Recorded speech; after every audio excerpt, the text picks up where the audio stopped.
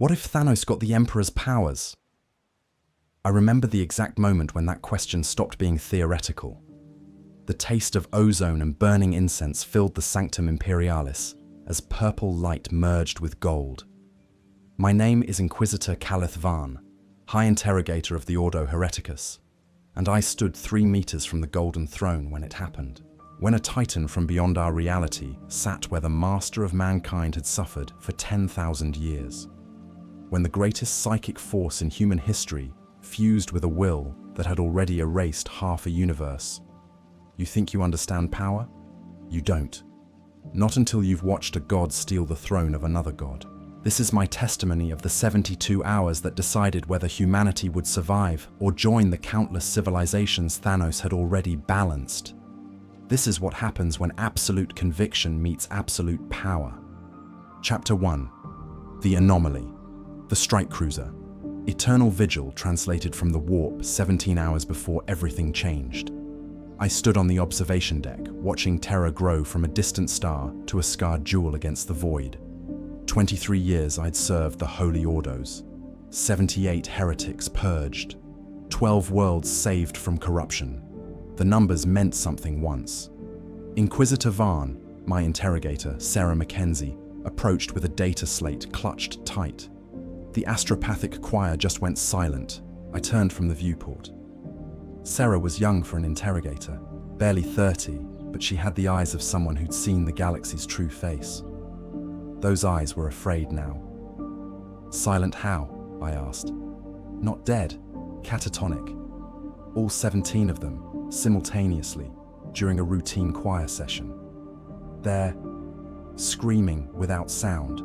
The chirurgeon says their psychic pathways are intact, but it's like they're trying to process something too vast for human minds. The Eternal Vigil carried a skeleton crew of 800 souls. 17 astropaths kept us connected to the greater Imperium, their minds touching the Astronomican's light to guide us through the immaterium. For all of them to collapse at once meant something had disrupted the psychic beacon that made interstellar travel possible. Get me Captain Torvin, I ordered, and prepare my personal shuttle. If there's interference with the Astronomican, we need to reach Terra immediately. The ship's Vox system crackled. Captain Torvin's gravelly voice filled the observation deck. Inquisitor, you need to see this. Command deck, now. I ran. Through corridors of riveted steel and flickering lumen strips, past servitors that continued their eternal labor, past armsmen who stood straighter as I passed. The command deck sprawled before me, a cathedral of monitoring stations and tactical displays. Torvin stood at the primary hololith, his augmetic eye whirring as it processed data his human eye couldn't accept. 20 minutes ago, he said without preamble, our long-range augers detected a spatial anomaly in high orbit over Terra, not warp-based. The signature is wrong, foreign. It reads like a dimensional breach, but the energy patterns don't match any xenotech in the archives. The hololith flickered, showing Terra wrapped in orbital defense platforms, each one bristling with enough firepower to crack a continent. And there, suspended above the Imperial Palace, hung something that made my skin crawl. A circular aperture in reality itself, edges crackling with purple and blue energies that hurt to look at. Has the palace responded? I asked. Dead silence. Every Vox channel to Terra is pure static. The orbital defense grid hasn't fired a single shot. And Inquisitor, Torvin's voice dropped. The Astronomican is fluctuating. Not gone, but changing.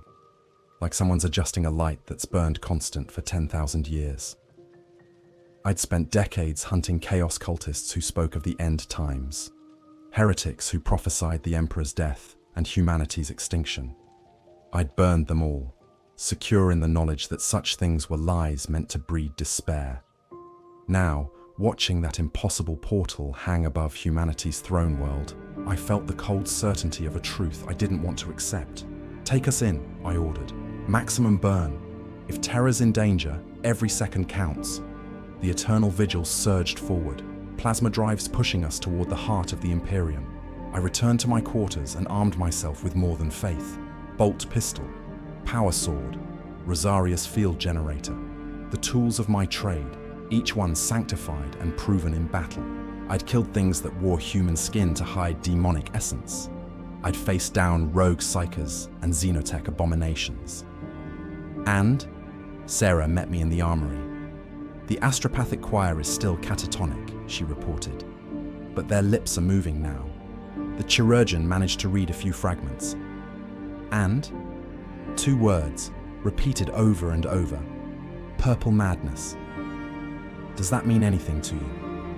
It didn't, not yet. But I'd learned to trust the warnings of those who touched the Imperium. Psychers saw things before they manifested in reality. If 17 astropaths were all experiencing the same vision, it was real. We reached Terra 6 hours later. The defense grid let us pass without challenge, which was wrong in ways I couldn't articulate. The Imperial Palace sat at the center of the most fortified location in the galaxy. Nothing approached without being scanned, verified and challenged 17 different ways by 17 different organizations that trusted no one. Our shuttle descended through layers of orbital defenses and atmospheric processors, passing Gothic spires that scraped the sky and cathedrals that held 10 million souls. The palace sprawled below us, a city unto itself, and at its heart, the golden pyramid of the Sanctum Imperialis, where the Emperor sat enthroned. That's where the portal had opened, right above the throne room itself.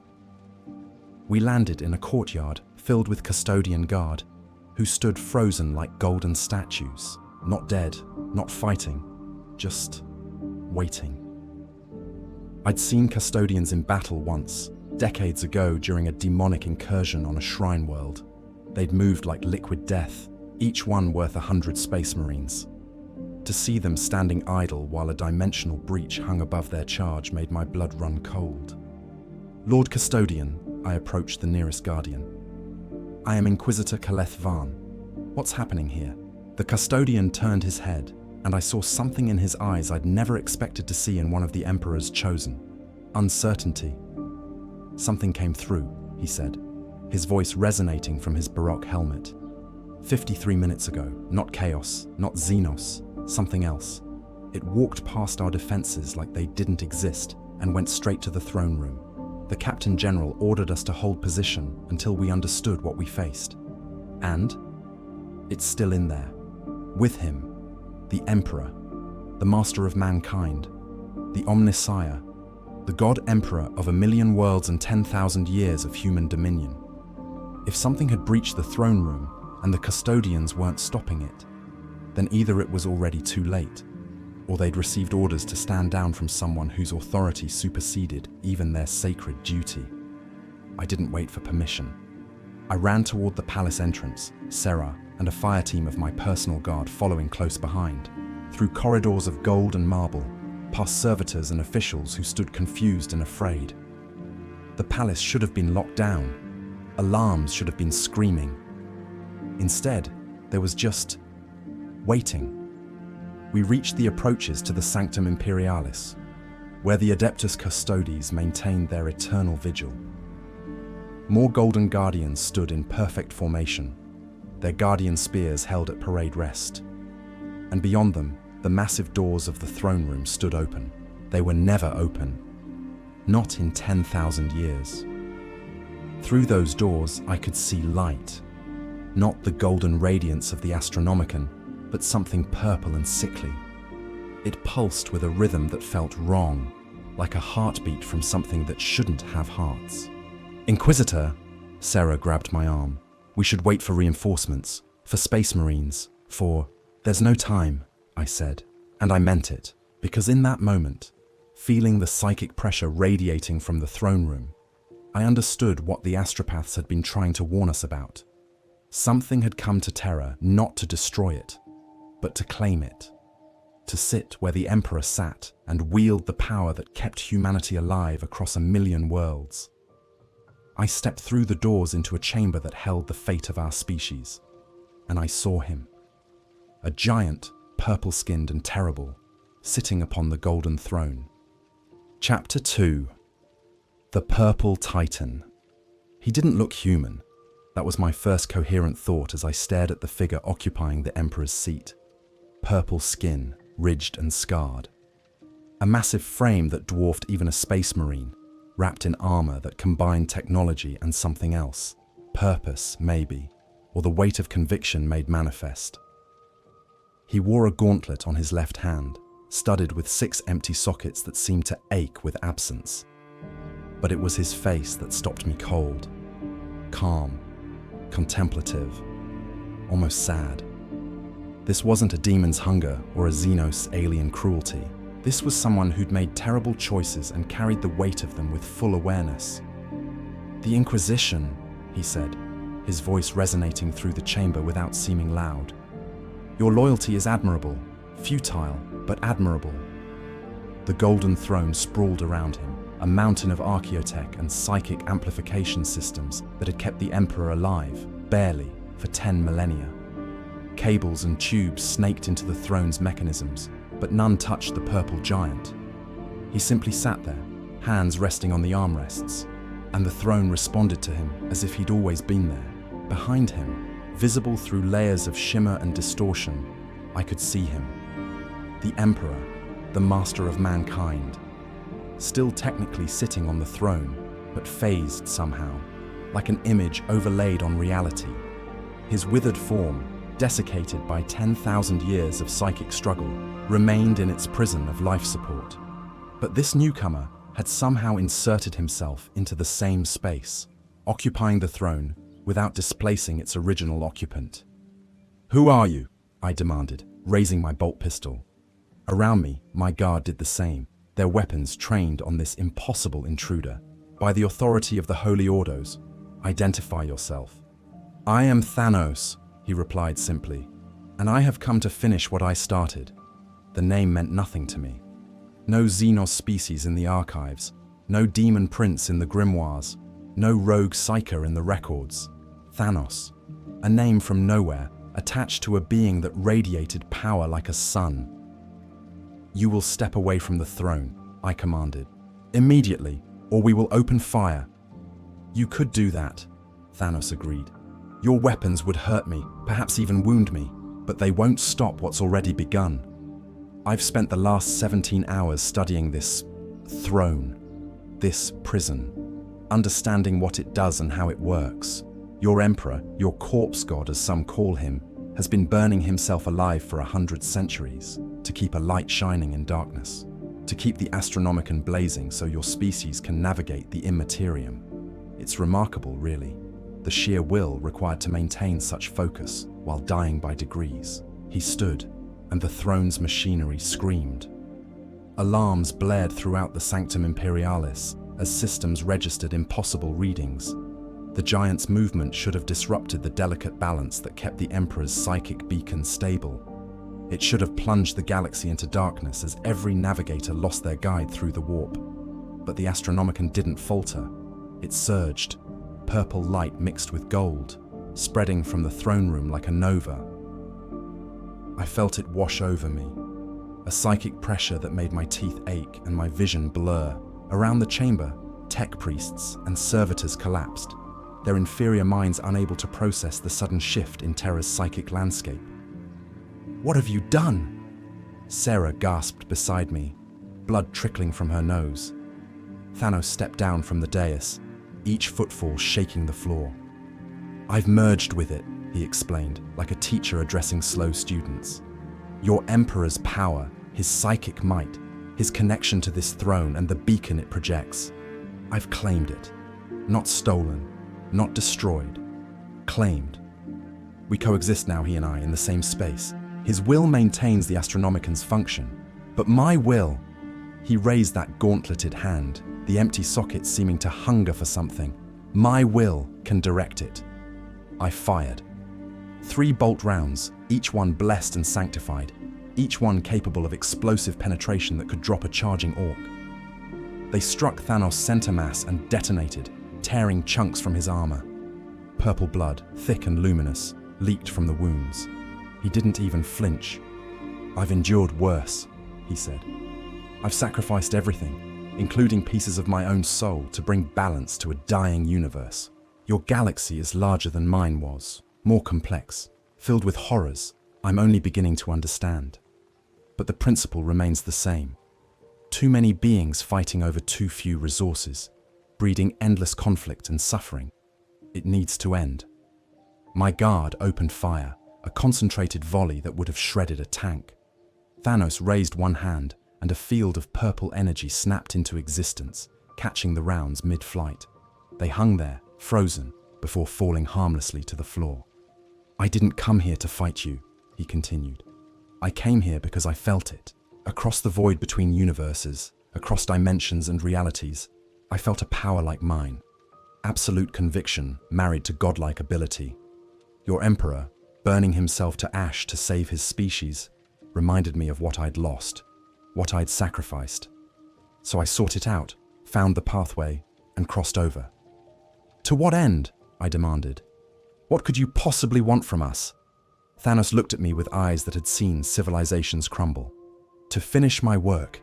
In my universe, I assembled 6 stones of cosmic power and used them to eliminate half of all life, perfectly random, utterly dispassionate. I gave the survivors a chance to thrive without the crushing weight of overpopulation and resource scarcity. It worked for a time.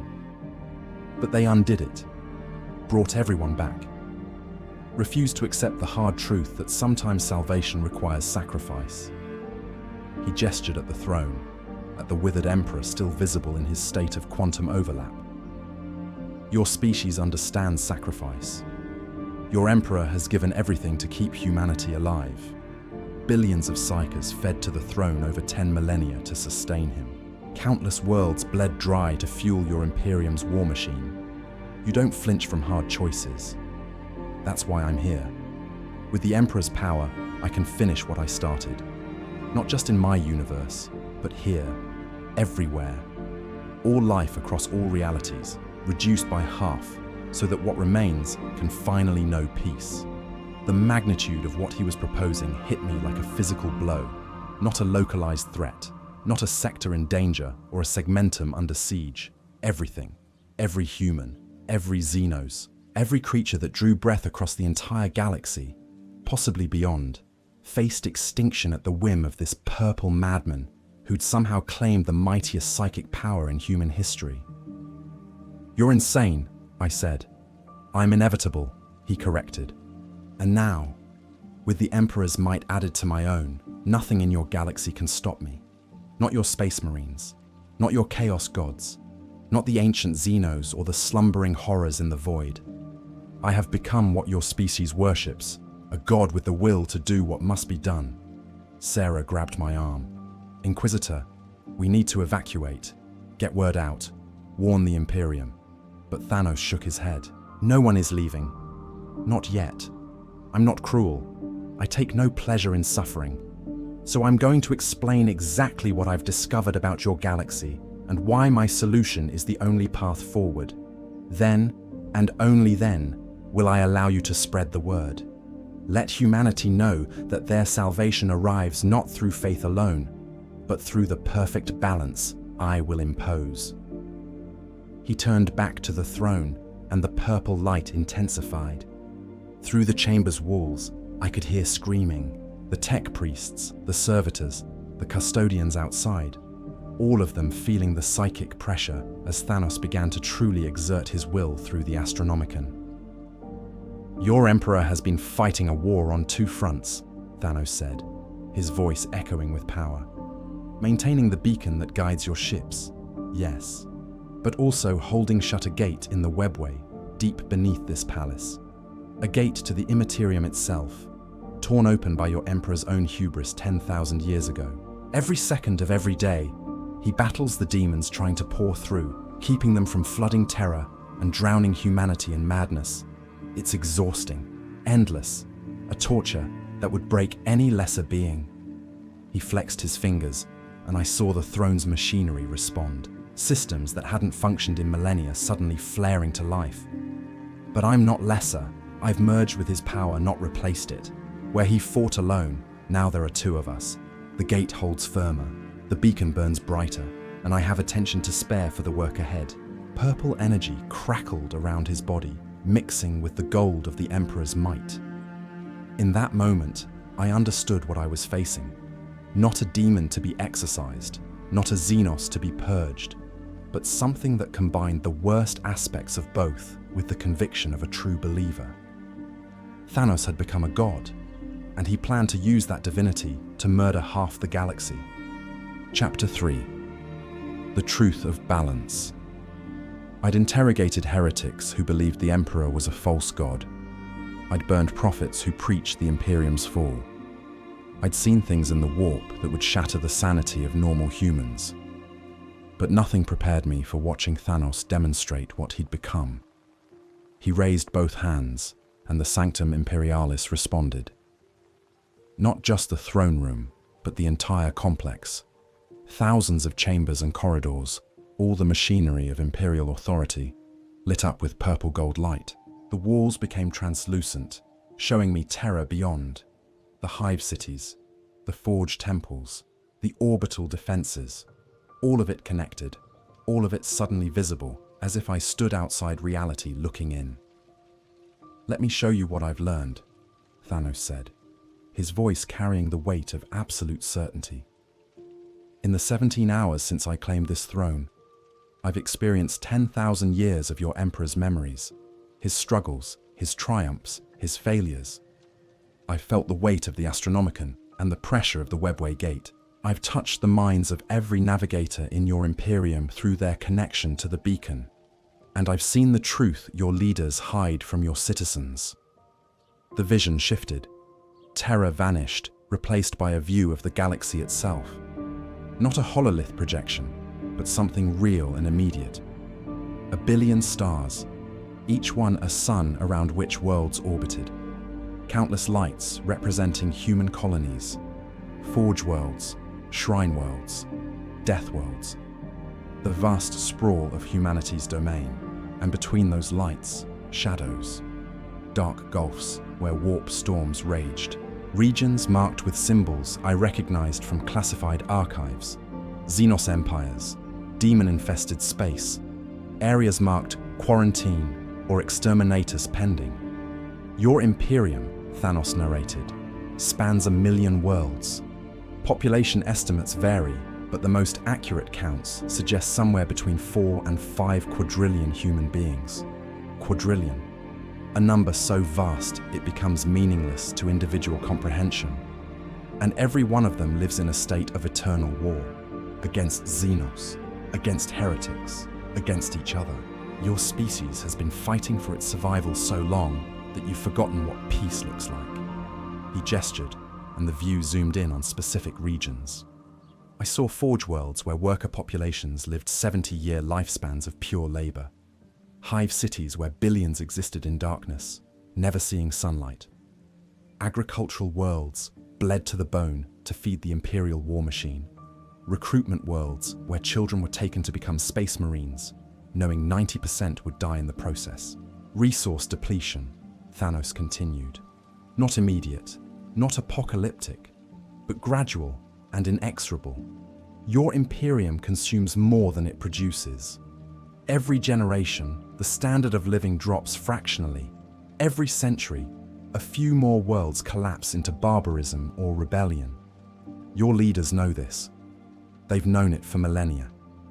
The Imperium is dying by degrees, sustained only by the Emperor's psychic might and humanity's refusal to accept extinction. Sarah stood beside me, her face pale. "This is classified beyond inquisitorial clearance," she whispered. "How does he know this?" "Because I'm touching the minds of everyone who knows," Thanos answered, hearing her despite the whisper. "Your High Lords, your Fabricator General, your Lord Commander Militant, all of them connected, however distantly, to the Astronomicon, and thus to me. I see what they see, I know what they know, and the truth is elegant in its simplicity. Your Imperium is too large to sustain itself, too many mouths to feed, too many wars to fight, spread too thin across too vast a space." The galactic view shifted again, and I saw something that made my blood freeze. Mathematical calculations, rendered in purple light, spreading across the vision like a web. Population curves, resource consumption rates, projected failure points, all of it building toward a single conclusion marked in glowing symbols. M45, 15,000 years from now. The point at which the Imperium's collapse became statistically inevitable. Your species has 13,000 years remaining, Thanos said, give or take a few centuries depending on variables. After that, even with the Emperor burning on his throne, even with the Space Marines standing vigilant, the sheer weight of overextension will cause cascading failures. Sectors will go dark, supply lines will break, forge worlds will fall, and humanity will fragment into scattered kingdoms fighting over the scraps of a dead empire. He turned to face me directly. Unless someone intervenes, unless someone makes the hard choice your leaders lack the will to make. And you think murder is the answer? I shot back. Killing half of all humans will somehow save us. Not just humans, Thanos corrected. All life, orcs, Eldar, Tau, the innumerable Xenos species your Imperium wars against, the Tyranids that come from beyond your galaxy to consume everything. Even the demons, if they can be considered alive in any meaningful sense. Everything reduced by exactly 50%, perfectly random, utterly fair. He snapped his fingers, and the vision changed again. Now I saw the galaxy as it might be after Thanos' culling. Half the lights simply gone, vanished as if they'd never existed. But the remaining worlds glowed brighter. Numbers scrolled past, showing increased resource allocation per capita, reduced conflict zones, stable population growth. This is the balance, Thanos said. Not extinction, but sustainability. Every world in your Imperium suddenly has access to twice the resources. Every factory produces for half the population. Every agri-world feeds half as many mouths. The pressure lifts. The endless emergency that defines imperial governance becomes manageable. And your species gains something it hasn't had in 20,000 years. Breathing room. I wanted to reject it. Every fiber of my being, every oath I'd sworn, every sermon I'd heard about the sanctity of human life screamed at me to reject this madness. But I couldn't deny the logic. The cold, brutal mathematics of what Thanos was proposing. If he was right about the Imperium's trajectory, if we were truly on a path toward inevitable collapse, then reducing the population by half would buy time, centuries, maybe millennia, a reprieve from the slow death our civilization faced. You're assuming the survivors will use that breathing room wisely, I said, that they won't simply rebuild to previous population levels within a few generations. They will, Thanos agreed. Life finds ways to proliferate. That's its nature, which is why this isn't a one-time event. Every 1,000 years, another balancing, another culling to maintain optimal population levels. Forever, a cycle of pruning to keep the garden healthy. The casual way he said it made it worse somehow. Not a fanatic's rage or a demon's hunger, but the measured tone of someone discussing agricultural policy. To Thanos, this was simply management, cosmic scale resource allocation. And who are you to make this choice? Sarah demanded. What gives you the right to decide who lives and who dies? Thanos looked at her with something that might have been pity. Someone must. In my universe, I bore that burden alone.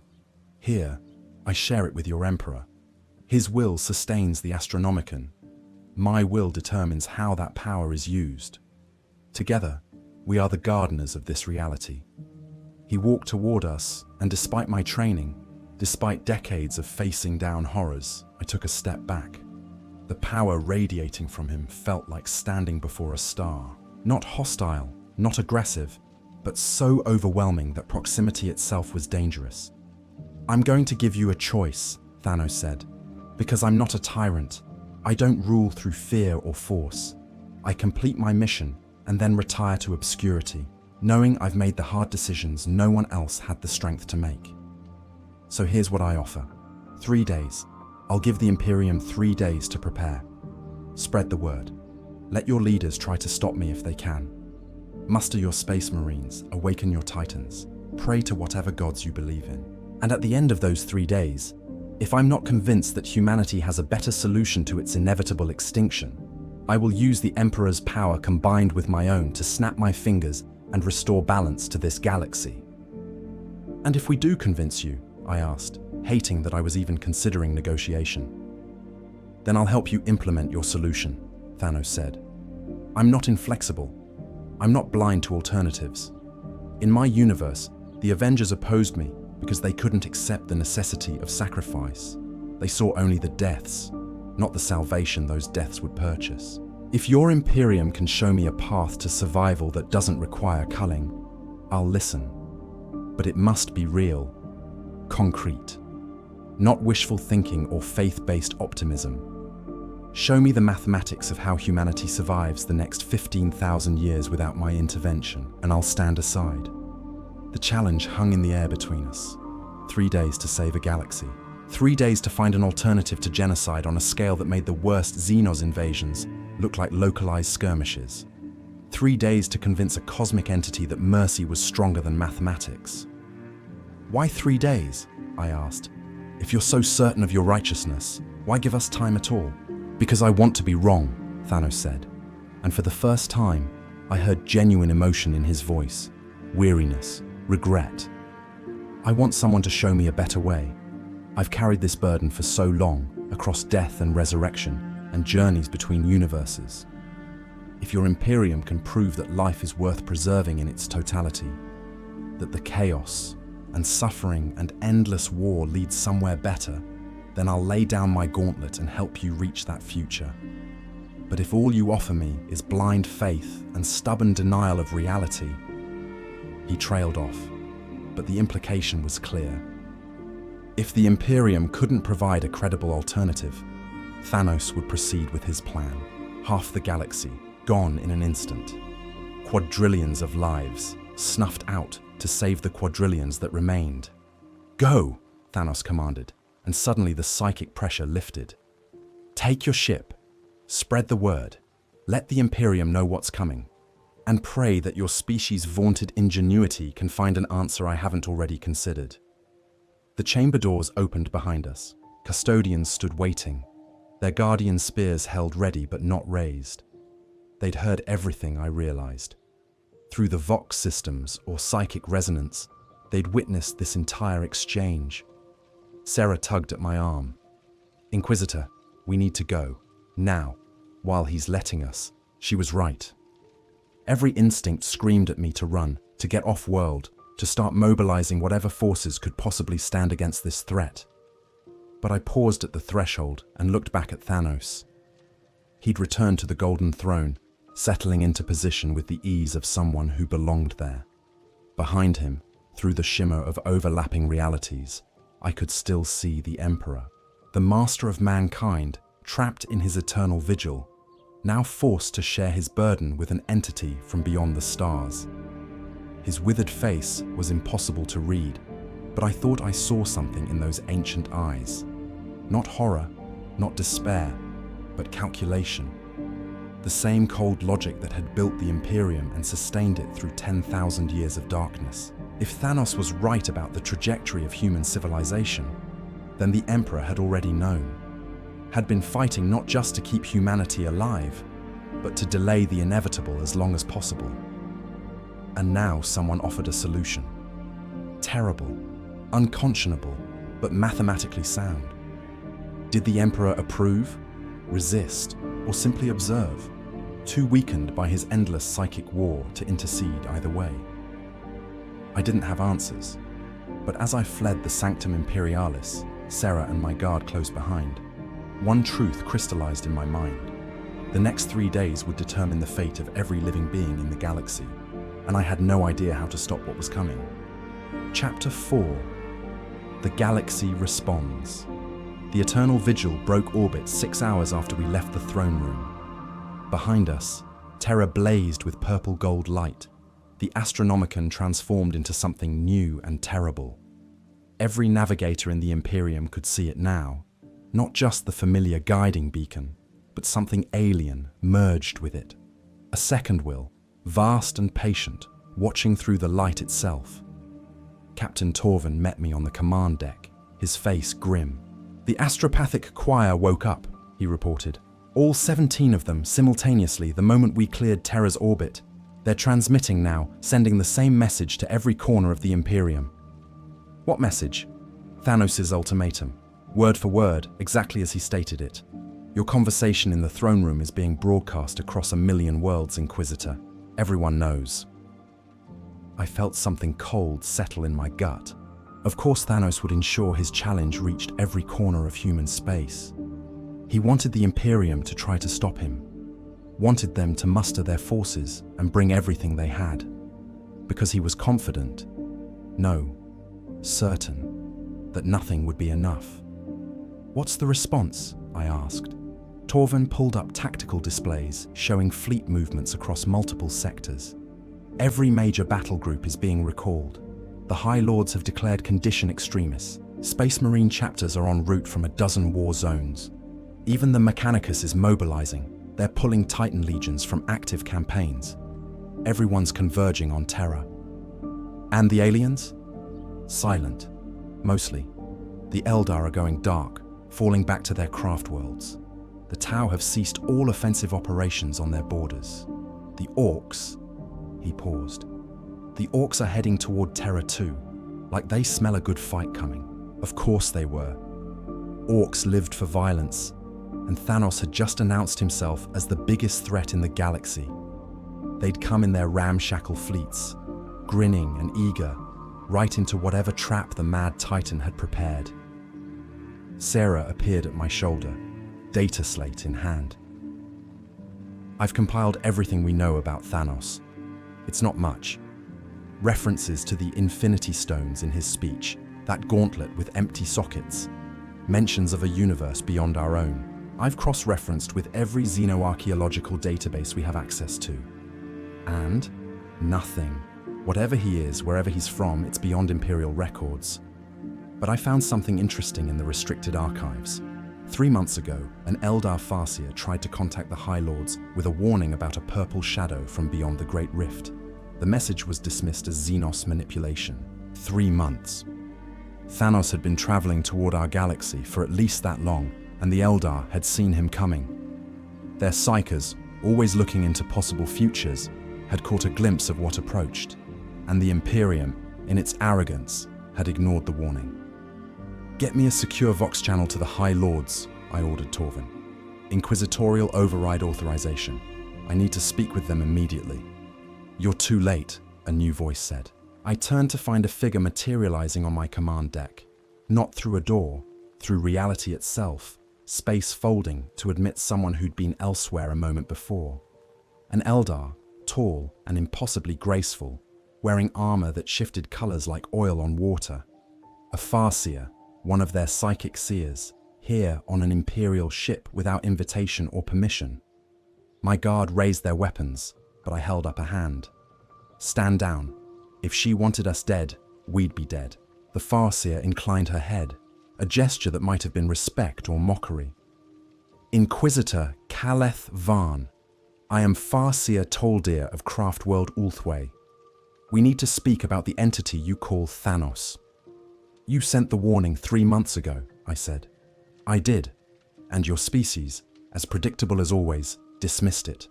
Now the future I foresaw is upon us, and every thread of fate I can perceive leads to the same conclusion. Annihilation, not total extinction. Thanos is precise in his madness, but the death of half of my people, half of yours, half of everything that lives in this galaxy. She moved to the hololith, her fingers dancing across controls she shouldn't have been able to access. The display shifted, showing not star charts, but something else. Branching pathways, fractal and infinite, each one representing a possible future. And at the end of every path, purple light. I have looked at 14 million possible futures, Toldir said. In every one where the Imperium opposes Thanos through military force alone, he wins. Your Space Marines fall, your Titans are destroyed, your fleets burn. The Emperor's power, combined with whatever cosmic might Thanos brought from his own universe, is simply too vast. He can see your forces coming through the Astronomican's light. He can turn your own ships against you with a thought. He has become what your species fears most, a god made manifest with the will to act. Then why are you here? Sarah demanded. If we're doomed, why warn us? Because there are futures where you don't oppose him militarily, Taldir replied. Narrow paths, uncertain, but possible. In 237,000 of my visions, the Imperium accepts Thanos' challenge as stated. 3 days to find an alternative. 3 days to prove that survival doesn't require his culling. And in those futures? I asked. Some succeed, most fail, but they are the only paths where humanity survives intact. If you fight, you lose. If you think, you have a chance. The implications settled over the command deck like a shroud. The Imperium's greatest strength had always been its military might. 1 billion soldiers, 1,000 Space Marine chapters, naval assets that could crack worlds, titans that walked like gods, all of it meaningless against an enemy who'd merged with the Emperor's power. What does success look like? I asked Taldir. In the futures where we convince him. That, she said, is where the visions grow clouded. I can see the shape of it, a solution that doesn't require death, a way forward that preserves life while ensuring survival. But the specifics are hidden, even from me. Perhaps because the solution hasn't been conceived yet. Perhaps because Thanos himself blocks my sight. He's not from our reality. His presence creates blind spots in fate itself. An alarm blared across the command deck. Torvin's augmetic eye whirred as he processed incoming data. Multiple warp translations, close range, capital ships. The viewports lit up with the arrival of the Imperial fleet. Battleships, cruisers, escort squadrons, hundreds of vessels appearing from the Imperium in tight formation. And at their center, a vessel I recognized from intelligence briefings. The Macragge's Honor, flagship of the Ultramarines, largest and most powerful ship in the Space Marine arsenal. Lord Guilliman, Sarah breathed. The Primarch, the returned son of the Emperor, resurrected from death to lead humanity in its darkest hour. If anyone could organize a response to Thanos, it would be Reboot Guilliman. He'd spent the last century reorganizing the Imperium, shoring up its defenses, implementing reforms that the hidebound bureaucracy had resisted for millennia. A Vox signal crackled through the Eternal Vigil's communications array. Inquisitor Varn, this is Lord Guilliman. I've reviewed the astropathic reports from Terra. You witnessed Thanos' claims firsthand. I'm convening an emergency council aboard the Macragge's Honor. Your presence is required. I looked at Taldir. The Farseer nodded once, then vanished the same way she'd arrived, folding space around herself and disappearing. But her words remained, echoing in my mind. Fight and lose. Think, and maybe survive. 30 minutes later, I stood in a council chamber that held the most powerful beings in the Imperium. Lord Guilliman, towering even among Space Marines, his armor the blue of Ultramar, and his face bearing the weight of leadership.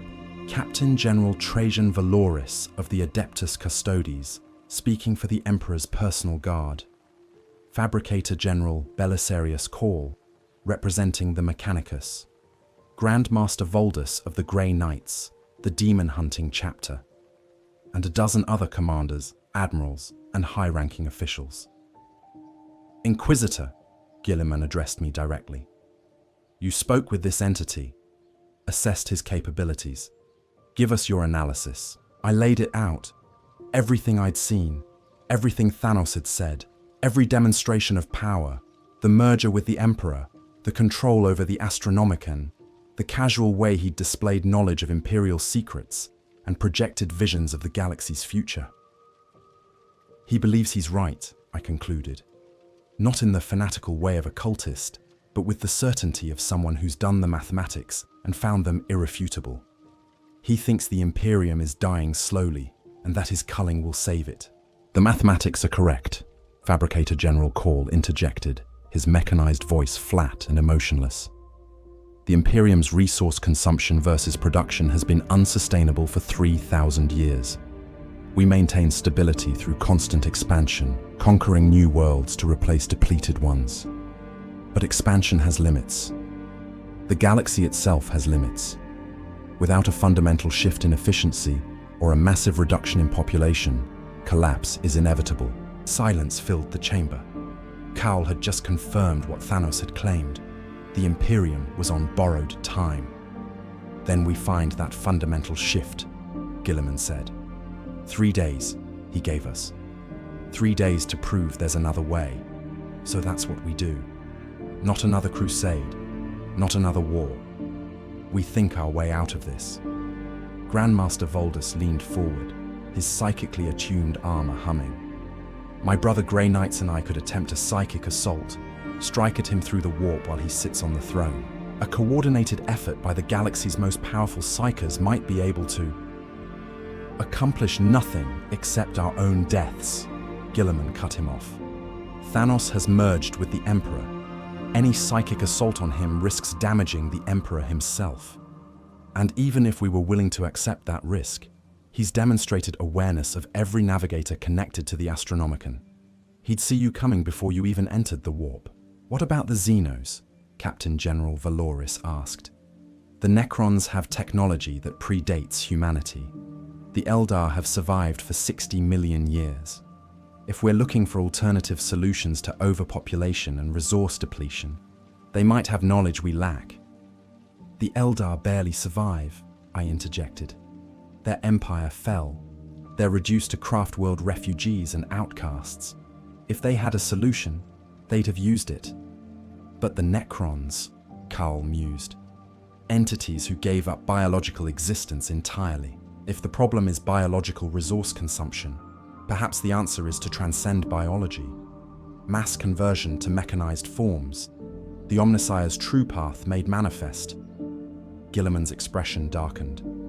You're suggesting we turn humanity into servitors. That's not salvation, Fabricator General. That's just a different kind of extinction. Then what do you suggest, Lord Primarch? An admiral challenged. We're fighting wars on 1,000 fronts simultaneously. The Great Rift has split the galaxy. Chaos surges stronger than ever. The Tyranids devour everything in their path. We barely hold the line as it is. If Thanos is right about our trajectory, if we're truly heading toward collapse, then maybe his solution is the only one that works. No. Guilliman's voice carried absolute authority. I will not accept that mass murder is our only option. My father built the Imperium to ensure humanity's survival. Yes, but survival with dignity, with purpose. If we concede that killing half our species is acceptable, then we've already lost everything worth preserving. He stood, and every eye in the chamber followed him. 3 days.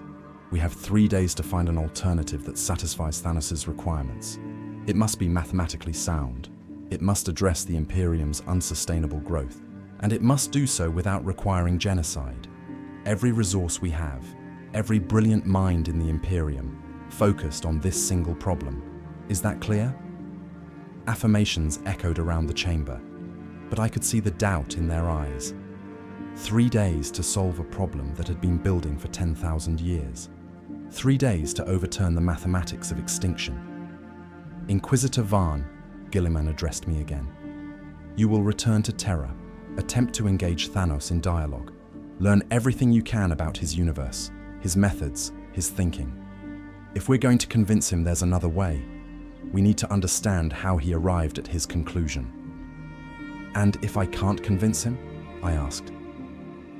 Then we fight, Guilliman said grimly, and we accept the casualties, because the alternative, allowing him to proceed, is unthinkable. But it will be a last resort. Understood? I understood. Guilliman was buying time, organizing resistance, preparing for the worst while hoping for the best. It was what any good commander would do. But I'd seen Thanos. I'd felt his power. And I knew with cold certainty that if it came to violence, the Imperium would lose. The council dissolved, commanders rushing to their ships to begin mobilization. I found myself standing alone with Guilliman, the Primarch studying me with eyes that held 10,000 years of accumulated wisdom. You don't think we can stop him, he said. It wasn't a question. No, my lord, I don't. He's too powerful, too convinced of his righteousness, and merged with the Emperor's might, he's effectively invincible. Perhaps, Guilliman acknowledged. But I've learned something in my centuries of warfare and governance. The greatest victories don't come through force, they come through understanding. Thanos gave us 3 days because he wants to be proven wrong. Part of him, however small, hopes we'll find an answer he couldn't. That's our opening. Not his power, but his doubt. He placed a massive hand on my shoulder. Find that doubt, Inquisitor. Nurture it. Show him that life, messy and chaotic and inefficient as it is, has value beyond mere mathematics. If you can do that, you'll save more lives than any army. I returned to the eternal vigil with those words echoing in my mind. Sarah met me at the shuttle bay, her expression troubled. The fleet's moving into position around Terra, hundreds of ships, with more arriving every hour. It looks like we're preparing for the largest battle in Imperial history. We are, I confirmed, but it's a battle we can't win through firepower. Come on, we're going back to Terra, back to the throne room. If Guilliman's right and there's doubt in Thanos, I need to find it. The eternal vigil burned toward Terra, past fleet formations that bristled with weapons, past orbital defense platforms going to full alert, past defenses that should have been impregnable. All of it futile against what waited below. As we descended toward the palace, I saw it. Purple gold light, visible even through Terra's polluted atmosphere, radiating from the Sanctum Imperialis. Thanos, sitting on the golden throne, waiting patiently for humanity to attempt its impossible task, saving a galaxy by convincing a god he was wrong. Chapter 5. The Wager of Souls. The throne room had changed. Where before it had been a chamber of ancient machinery and desperate purpose, now it pulsed with organized energy. The purple gold light no longer clashed but harmonized, creating patterns that spoke of 2 massive wills working in concert. Thanos had spent the last day learning the Emperor's systems, and the throne had responded like an instrument finally played by a master. He looked up as I entered, Sarah beside me. The custodians had let us pass without challenge this time. Word must have spread. The Inquisitor who'd survived the first encounter was returning to negotiate humanity's future. You've come back, Thanos observed. I respect that. Lesser beings would have fled and never returned. Lord Guilliman sent me, I said, to learn about you, to understand how you arrived at your solution. If we're going to present an alternative in the next 2 days, we need to know what we're arguing against. Something that might have been approval crossed Thanos' face. An intelligent approach. Very well. Ask your questions, Inquisitor. I'll answer honestly. I'm not afraid of scrutiny. My logic stands up to any examination. I'd prepared a dozen questions, carefully crafted to probe for weaknesses in his reasoning. But standing before him, feeling the weight of power radiating from the throne, I asked the only question that really mattered. Why half? Why not a third or a quarter or some other number? What makes 50% the correct ratio? Thanos leaned back, and for a moment he looked less like a god and more like a tired scholar. Balance. Perfect balance. Too little. And the population pressures that create suffering remain. Too much, and you don't have enough survivors to maintain civilization. Half is the mathematical sweet spot. Enough reduction to ensure sustainability. Enough survivors to preserve culture and knowledge. I didn't choose that number arbitrarily. I spent decades calculating, modeling, analyzing population dynamics across thousands of civilizations. Half is the answer. But civilizations aren't mathematical equations, Sarah interjected. They're living systems, organic, unpredictable. Your models might be perfect in theory, but reality is messier than any calculation. I'm aware, Thanos replied, which is why I tested it. In my universe, before I gathered the Infinity Stones, I culled worlds manually, planet by planet, selecting half the population at random and executing them swiftly, painlessly. I watched what happened in the aftermath. Food abundance increased, resource conflicts decreased, the survivors thrived, not immediately. There was grief, trauma, adaptation. But within a generation, those worlds were healthier than they'd been in centuries. The casual way he described mass murder made my skin crawl, but I forced myself to stay focused. And the survivors, did they thank you? Did they accept your solution? No, Thanos admitted. They hated me, called me a monster, built monuments to their dead and swore vengeance. That's the burden I accepted. To be the villain so that future generations could live without the crushing weight their ancestors had borne. I don't need gratitude. I need results. I thought about that, about being so convinced of his righteousness that hatred and condemnation meant nothing. It wasn't arrogance. Thanos displayed none of the self-aggrandizement I'd seen in cult leaders or chaos champions. It was something colder, commitment to an ideal that transcended personal consequences. You said you want to be proven wrong, I pressed. But if you've already tested your theory across multiple worlds, if you've seen it work, what could possibly convince you there's another way? Thanos stood, descending from the throne. The machinery hummed as he moved, maintaining its functions even without direct contact. The merger was complete now. He and the Emperor existed in true symbiosis.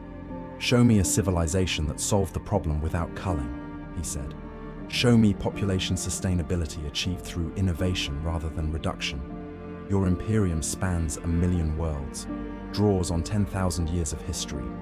Somewhere in all that vast experience, there must be examples of societies that thrived without my intervention. Find them. Prove they work at scale.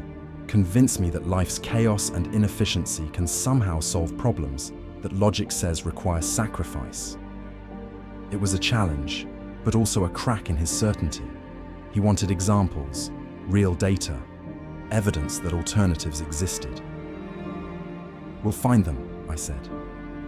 I hope you do, Thanos replied, and I heard genuine feeling in his voice. You can't imagine how tired I am, Inquisitor. How many nights I've lain awake questioning my choices. In my universe, after I completed my work, I retired to a quiet world and tried to live in peace. It lasted 5 years before the Avengers came and undid everything. They couldn't accept the hard truth, so they rewrote reality and brought everyone back. All that sacrifice wasted. All those deaths made meaningless. He turned back to the throne, looking at the Emperor's withered form still visible through the quantum overlap. Your Emperor understands sacrifice. He's been burning himself alive for 100 centuries to keep humanity alive. Every second of agony, every moment of consciousness spent fighting demons and maintaining the Astronomicon. All of it in service to a species that barely remembers his name. That's the kind of commitment I respect. That's why I'm giving you 3 days instead of simply proceeding immediately. But you merged with him without permission, Sarah pointed out.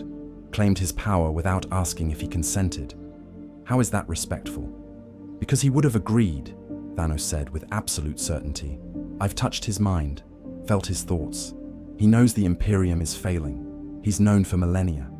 Every prayer that reaches him, every psychic scream from a dying world, every desperate plea for salvation. He hears them all and can do nothing because he's locked to this throne. If I offered him a way to actually save humanity, to ensure their survival beyond the inevitable collapse, he'd take it, no matter the cost. I wanted to dispute that, wanted to believe the Emperor would reject Thanos' logic, but I'd seen the data.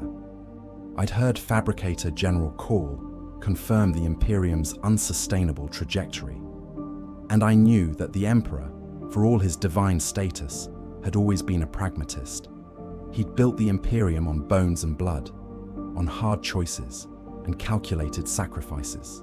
Would he really balk at one final sacrifice if it guaranteed humanity's future? We still have 2 days, I said. We're going to use them. Good, Thanos approved. I'll wait here. I'm not going anywhere. And Inquisitor, I'm not blocking your communications. Tell your Primarch and your High Lords everything we've discussed. Let them hear my reasoning directly. Transparency serves my purpose. I want humanity to understand why I do what I do. When the 3 days end, whether you've convinced me or not, I want no one claiming they weren't given a fair chance. We left the throne room with our Vox recorders full and our minds churning. Sarah was quiet as we made our way back to the eternal vigil, and I didn't press her. She was processing what we'd heard, trying to reconcile the monster's logic with humanity's basic moral framework. "He's not evil," she finally said as we reached our shuttle. "That's what scares me. If he were a demon or a Xenos warlord, we could fight him knowing we stood on the side of righteousness. But he genuinely believes he's saving us. How do you fight someone whose villainy is rooted in compassion?" "You show them they're wrong," I replied. "Or you accept that maybe they're not. Come on, we've got work to do." The next 30 hours blurred into frantic research. I requisitioned access to the Imperial archives, pulling data from 1,000 worlds. Fabricator General Call provided Mechanicus records. Lord Gilliman opened classified strategic assessments. We analyzed everything, looking for examples of human societies that had solved resource scarcity without population reduction. We found dozens of cases, hive worlds, that had implemented recycling systems so efficient they achieved near-perfect resource circulation. Agricultural worlds that had maximized production through geoengineering. Forge worlds that had learned to manufacture with minimal waste. But every success story came with caveats. The hive world system only worked because they imported raw materials from off-world. The agricultural world could only feed its population because it produced nothing else. No industry, no military, no infrastructure beyond farming. The Forge worlds achieved efficiency by using slave labor and accepting horrific casualty rates. No civilization we examined had solved the fundamental problem. Too many people consuming too many resources in an ecosystem with hard limits. "It's not enough," Sarah said, reviewing our compiled data. "Thanos will see right through these examples. They work locally, but can't scale to a galaxy-wide solution." She was right. We had pieces of answers, but not the complete solution Thanos demanded. "What if we're asking the wrong question?" I mused. "Thanos sees the problem as too many people and too few resources. But what if the real issue is how we use those resources? The Imperium is organized around constant warfare. Every Forge world builds weapons. Every shipyard constructs warships. Every able-bodied citizen serves the military in some capacity. What if we redirected even 10% of that production towards sustainability instead of conflict?" "You're suggesting we disarm?" Sarah asked skeptically. "In a galaxy where orcs, tyrannids, and chaos want to kill us? That's suicide." "Not disarm. Reprioritize. Look at these numbers." I pulled up production statistics. The Imperium manufactures enough ammunition every year to fight 3 simultaneous galaxy-spanning wars. We maintain fleets large enough to blockade every Xenos empire simultaneously. We're not efficient, we're paranoid. We build and build and build because we're terrified of running short. And that paranoia drives the resource consumption Thanos sees as unsustainable. Sarah's eyes widened. "So the solution is peace." "Measured peace," I corrected. "Strategic reduction in military spending. Using the saved resources for infrastructure, sustainability, efficiency improvements. It's not about stopping all warfare. We still need to defend ourselves. But if we could reduce military production by even 20% and redirect those resources, the Imperium's sustainability numbers change dramatically." "Thanos won't accept that," Sarah argued. "He'll point out that peace requires cooperation from our enemies. The orcs don't negotiate. The tyrannids don't make treaties. How do you achieve peace when half the galaxy wants you dead?" "We don't," I admitted. "Not total peace. But we could pursue it with the factions willing to consider it. The Tau have tried offering alliance. We've rejected them because they're Xenos, and the Imperium doesn't compromise with aliens. But what if we did? What if we accepted that survival matters more than pride?" It was heresy. Pure, undiluted heresy. The Imperium's foundational doctrine held that humanity stood alone, that any cooperation with Xenos led inevitably to corruption and betrayal. I'd enforced that doctrine myself, purging humans who'd attempted peaceful contact with alien species. But I'd also seen the mathematics of extinction, and I understood that doctrine built on pride and fear couldn't save us if it drove us toward collapse. "That's your proposal?" Sarah asked quietly. Reduced military spending and Xenos alliances. That is how you're going to convince a cosmic entity that we do not need his culling. Unless you have a better idea. She didn't. Neither did anyone else. Over the next hours, I refined the proposal, running numbers, building models, demonstrating how the Imperium could achieve sustainability through strategic cooperation rather than mass death. It wasn't perfect. It required compromises that would make every Inquisitor in the Ordos howl with rage. But it was mathematically sound, and it preserved life. As the third day dawned, I stood before the throne room doors one final time. Inside waited Thanos, ready to hear humanity's alternative. Behind me, Lord Guilliman and the assembled might of the Imperium watched through Vox links, waiting to hear if we'd saved ourselves or failed.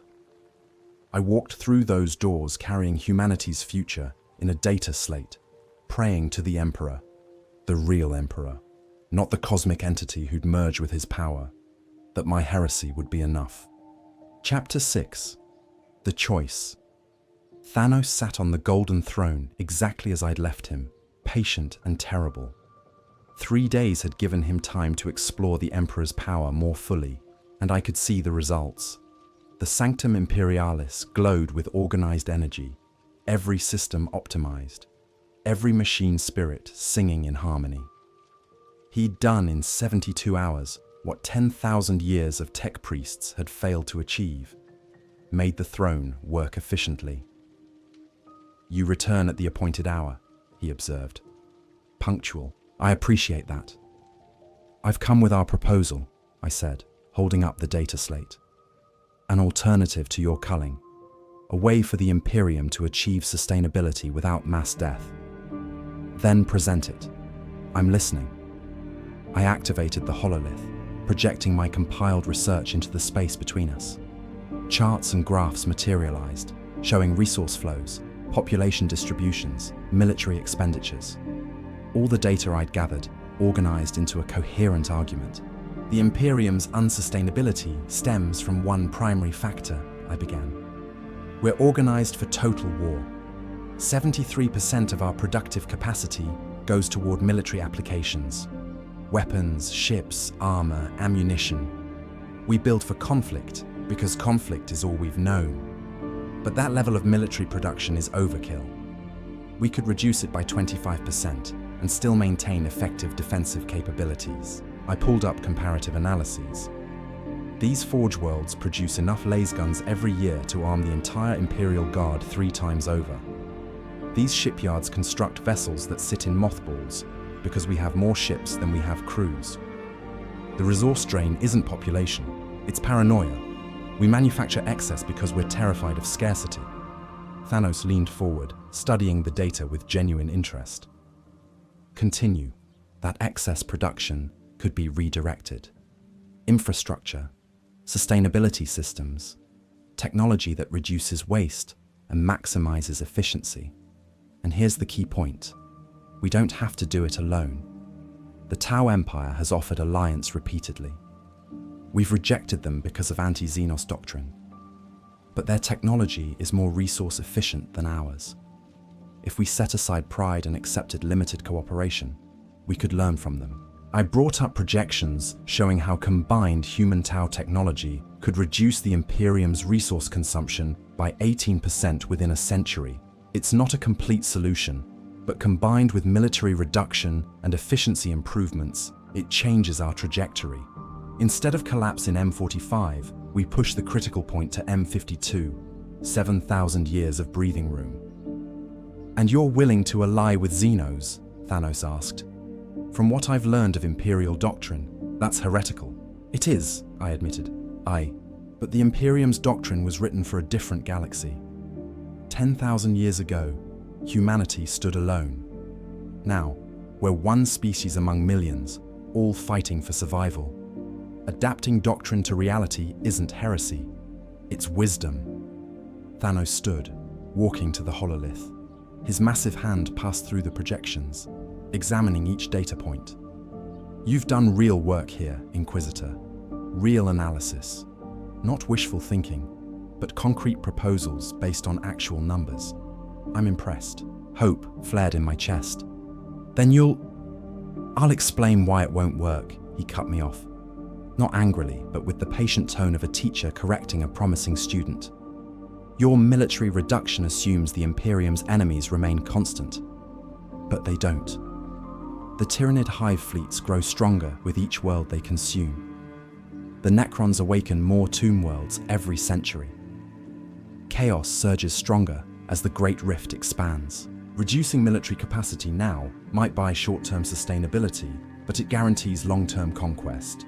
Your enemies will exploit the weakness. He moved to another projection. Your alliance proposal assumes the Tau remain trustworthy, but I've reviewed your histories of Xenos contact. Every alliance eventually fails.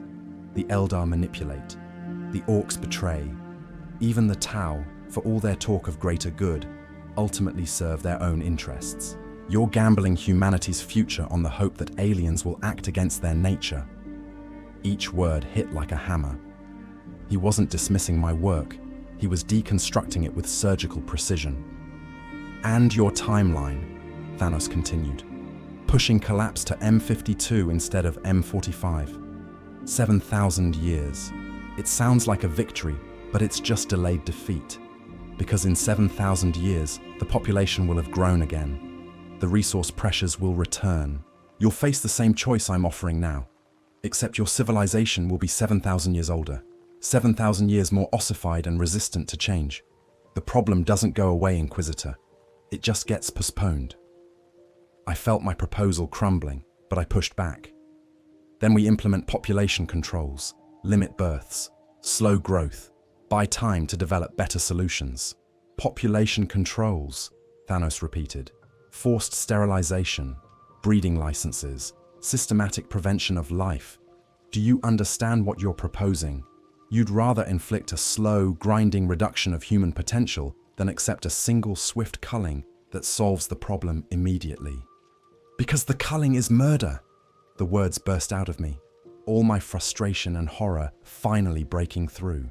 You're talking about killing quadrillions of beings, children, families, people with hopes and dreams and lives worth living. How can you be so casual about their deaths? I'm not casual, Thanos said quietly. I carry every death I've caused. In my universe, when I snapped my fingers, I felt them all. Trillions of lives ending simultaneously, and I bore witness to each one. The terror, the confusion, the sudden nothingness.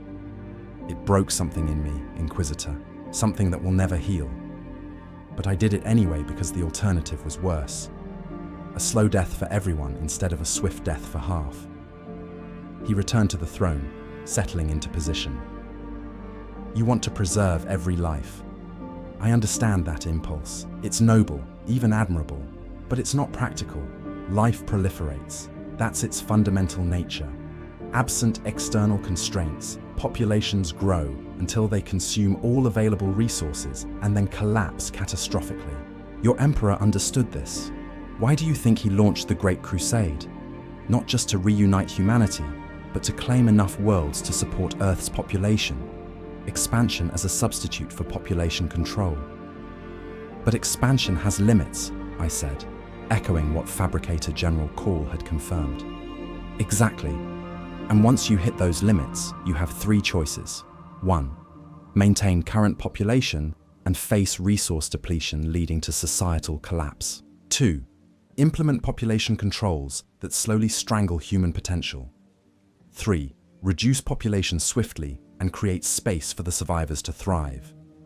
I choose 3 because it's the only option that works. Sarah stepped forward, her voice shaking but determined. What if you're wrong?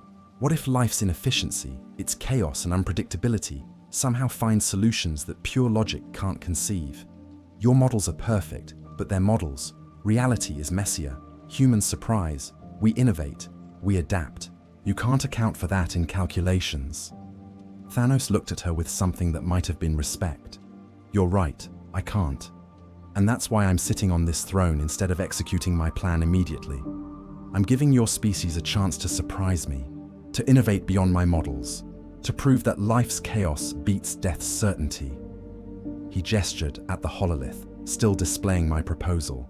But this isn't a surprise. This is just rearranging the same pieces on the same board.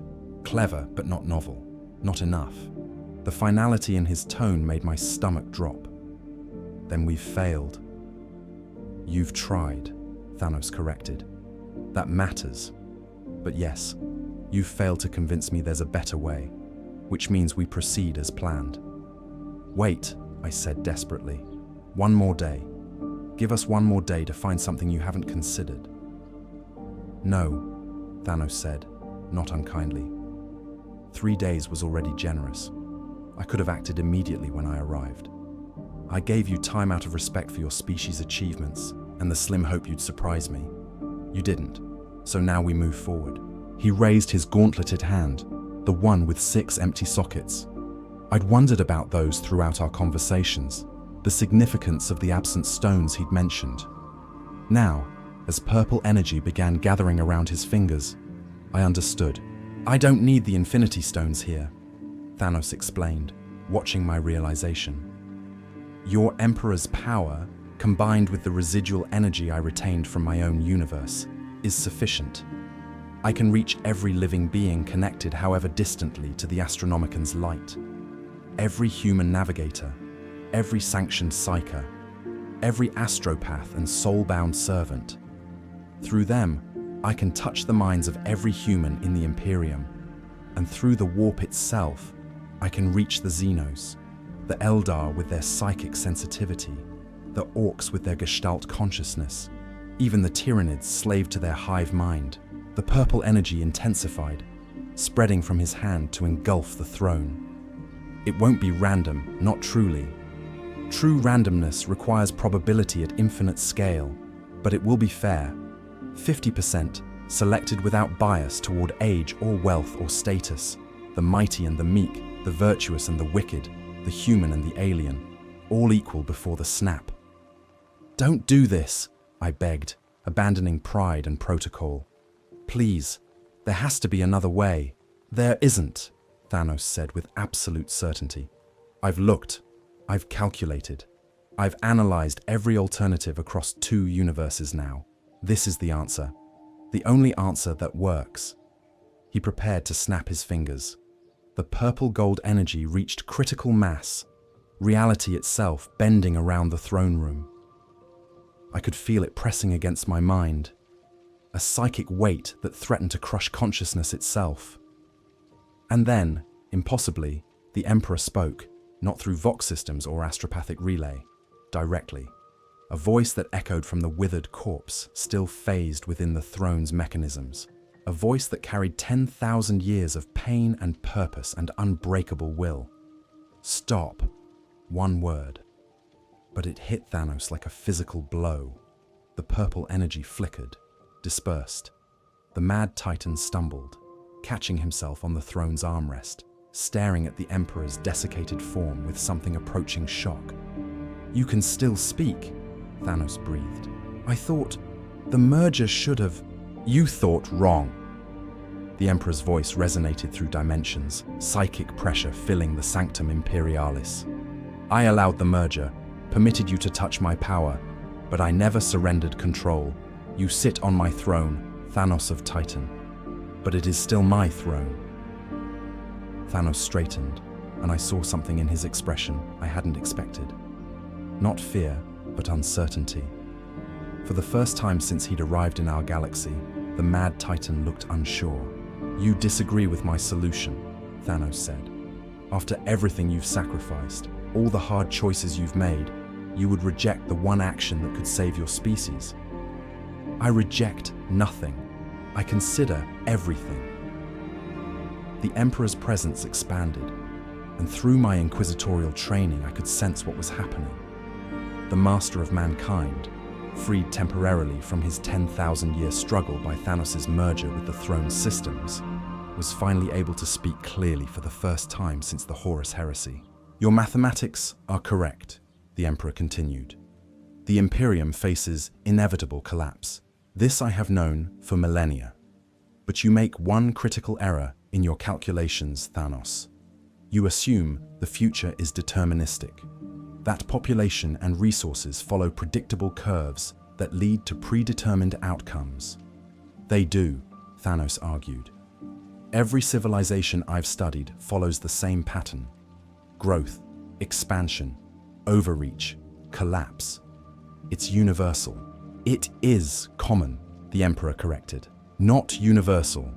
You forget the variable that defines humanity. Not our technology or our numbers, but our will.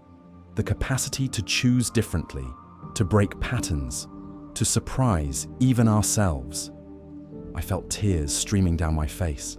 The Emperor, the being I'd sworn my life to serve, whose divinity I'd enforced across 100 worlds, was defending humanity's right to survive on our own terms. I gave them 3 days, Thanos said. They tried. They failed. Will alone isn't enough without practical solutions.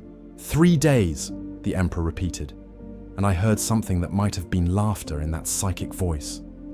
You gave them 3 days to solve a problem I've struggled with for 10,000 years, and you wonder why they didn't surprise you. Thanos, for all your wisdom, you are profoundly impatient. The purple energy around Thanos' hand faded completely. He sat back on the throne, and for the first time since I'd met him, he looked genuinely uncertain about his purpose. What would you have me do? Thanos asked. Wait. Watch your Imperium slide toward collapse? I've seen civilizations die slowly. The suffering is immeasurable. A swift culling prevents decades of agony. Or, the Emperor said, you could use your power differently. You've merged with the Astronomicon. You've claimed psychic might that spans a galaxy. And your first thought is to use it for destruction. Why not creation? Silence filled the throne room. Thanos stared at the Emperor's withered form, processing what he'd heard. Creation, he repeated slowly. You're suggesting what? That I use the Emperor's power to somehow increase resources instead of reducing population? I suggest you think beyond the binary. Your Infinity Stones could reshape reality. My power can touch every human mind in the Imperium. Combined, what could we achieve if we aimed for elevation instead of elimination? I saw it click in Thanos' mind, saw the moment when his certainty cracked and possibility flooded in. He stood, pacing the throne room, his massive frame radiating restless energy. The Imperium's inefficiency isn't just production, Thanos murmured, thinking aloud. It's knowledge distribution. A Forge world might develop a breakthrough that could save a dozen other worlds, but the information never spreads because your bureaucracy is too ossified. Your psychers could coordinate resource distribution across sectors, but they're limited by the Astronomicon's constraints. Your technology could be 10 times more efficient if innovations were shared instead of hoarded. Now you understand, the Emperor said. The Imperium fails not from overpopulation but from fragmentation. 1 million worlds working in isolation instead of harmony. You speak of balance, Thanos. True balance isn't fewer people, it's better coordination. But that would require... Thanos trailed off, then turned to face the Emperor directly. You're asking me to help build what I destroyed in my own universe. To create the kind of unified, efficient civilization I thought was impossible without culling, to prove myself wrong. I'm offering you redemption, the Emperor said simply. A chance to be the builder instead of the destroyer. You carry the weight of trillions of deaths, Thanos. I carry the weight of 10,000 years of suffering. Together, we could carry something better. Hope. The word hung in the air between God and Titan. Hope. Such a small thing, really. But I saw what it did to Thanos. Saw the walls he'd built around his conviction begin to crack. If I agree, Thanos said carefully, I'm committing to uncertainty, to the possibility that we'll fail despite our best efforts, that humanity will squander the chance we give them. Are you prepared for that? After everything you've sacrificed, can you accept that humanity might still choose extinction? I accepted that possibility 10,000 years ago when I seated myself on this throne, the Emperor replied. Humanity's right to choose includes the right to choose poorly, but I've learned something in my millennia of silent vigil.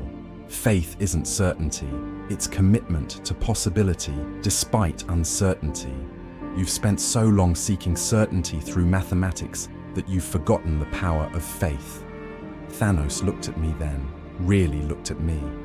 Not at an Inquisitor or an obstacle, but at a human being who'd stood before him and refused to yield even knowing I was outmatched. "You tried to convince me," he said to me. "Failed, but tried. If I choose differently now, if I commit to building instead of culling, I'll need help.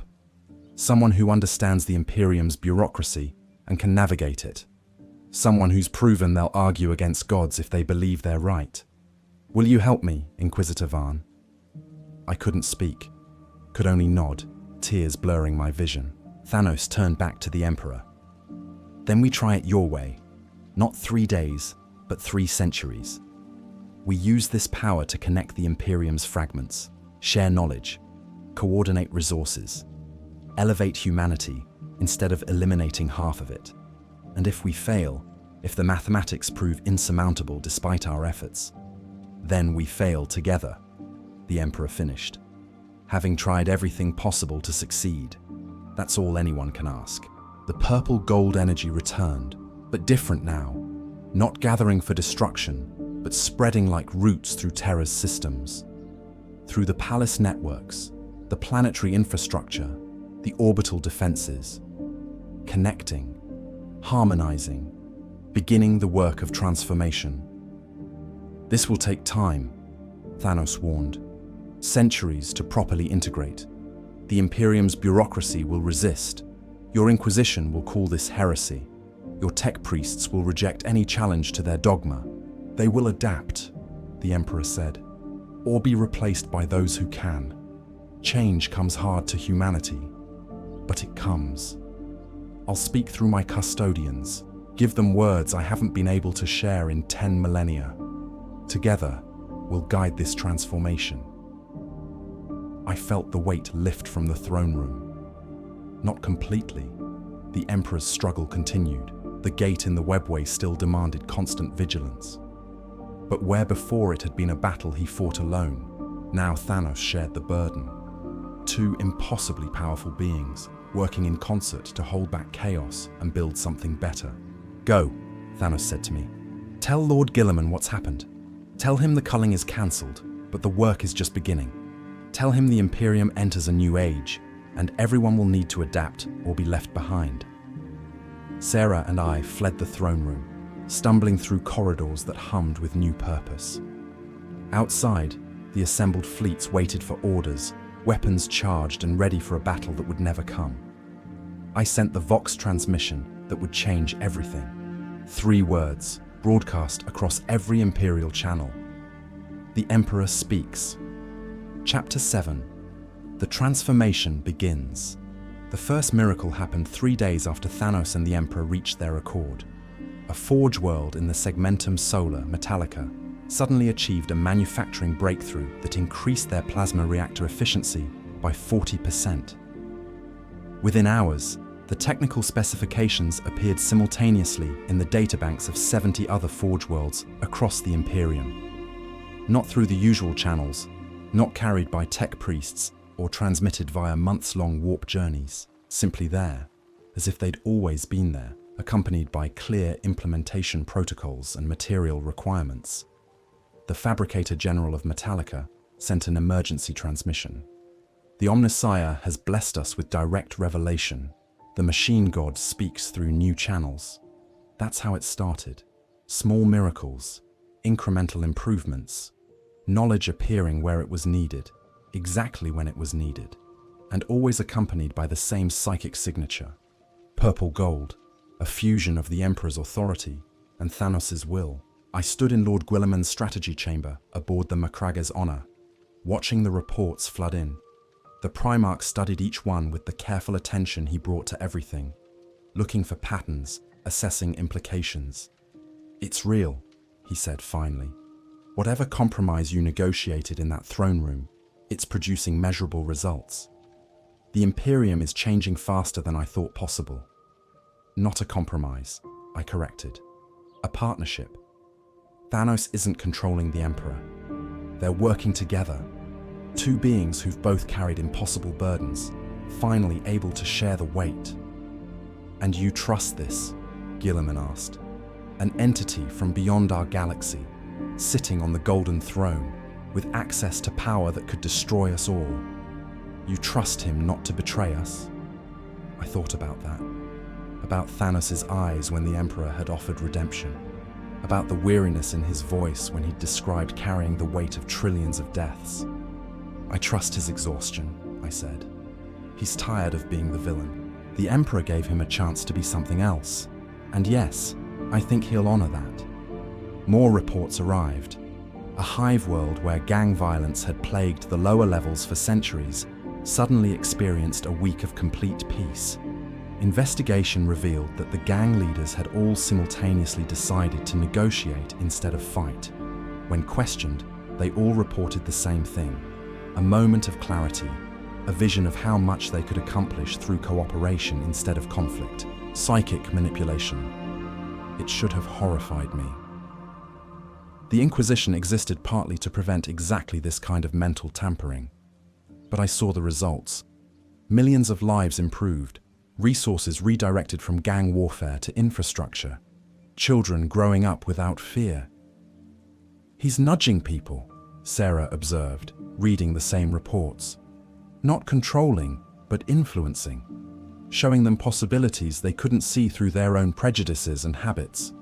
Is that ethical? Is it less ethical than letting them suffer? I countered. Thanos could have killed half of them. Instead, he's helping them make better choices. I'll accept that compromise. The Eldar made contact 2 weeks later. Farsia Taldir appeared on the Macragge's honor without warning, her arrival undetected by any of our sensors until she stood in the command deck. The future has changed, she announced without preamble. The threads of fate I'd been following for 3 months suddenly shifted.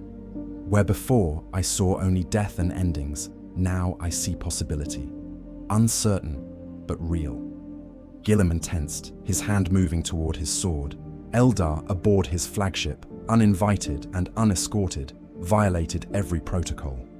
But he didn't draw the blade. Explain, he commanded. Thanos, Taldir said simply. The purple shadow from beyond the Great Rift. I foresaw him destroying half the galaxy. Saw the specific moment when he would snap his fingers and tear reality apart.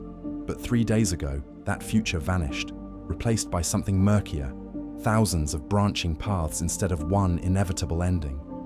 He chose differently, I explained. The Emperor convinced him to build instead of destroy. And now he's reshaping your Imperium from within, Taldir continued. Connecting fragments, sharing knowledge, elevating efficiency. My people have watched humanity's struggle for 10,000 years. We've seen your Imperium as a slowly failing organism, kept alive only by the Emperor's stubborn refusal to accept death. But this is different. This is adaptation, evolution. She turned to Gilliman directly. My Craftworld seers have debated for 6 days. We've decided to offer assistance, not alliance. Ulthway will never fully trust humanity, but cooperation. Shared technology in specific areas where our knowledge exceeds yours. In exchange, we ask for protection. Your Imperium still has military might we lack, mutual benefit. I saw Guilliman processing this, an elder Craftworld proposing cooperation. It was unprecedented, heretical by traditional Imperial doctrine, and exactly what I'd proposed to Thanos as part of our alternative solution. Why now? Gilliman asked. What changed? Thanos changed the calculus, Taldir replied. Before, cooperation with humanity meant entangling ourselves with a dying empire. Now you're an empire being reborn. The risk-reward analysis shifts. And she hesitated, showing vulnerability I'd never expected from an Eldar. We're dying too. Our numbers decline every century. The Craftworlds can't sustain themselves indefinitely. If Thanos can help humanity survive, perhaps he could help us as well. You want to make a deal with him, I realized. We want to understand if his offer of balance includes Xenos, Taldir confirmed, or if, despite his partnership with your Emperor, he still plans to reduce all life by half. That distinction matters greatly to my people. I transmitted a request to Terra. Within minutes, response came not through astropathic relay, but directly. a psychic message that manifested in all our minds simultaneously. Thanos' voice, resonant and clear. The Eldar are welcome to participate. My goal is sustainability, not genocide. If the craft worlds can contribute to collective survival, they'll be protected as humanity is protected. Balance doesn't mean death anymore. It means harmony. Taldir's expression shifted, showing something that might have been relief or hope.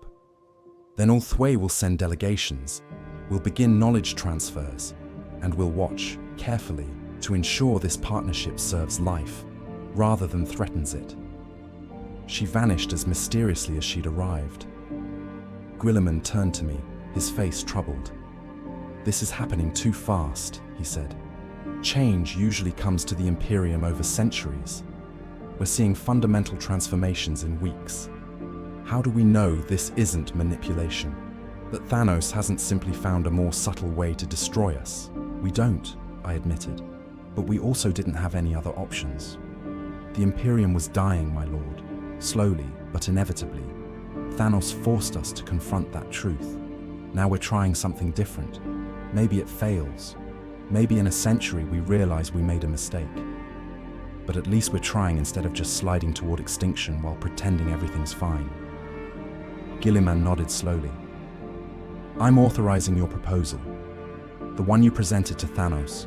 Reduced military expenditure, redirected towards sustainability infrastructure. 20% reduction over 5 years, monitored carefully to ensure we maintain defensive capabilities. If this transformation is real, we need to commit to it fully. The High Lords will resist," I warned.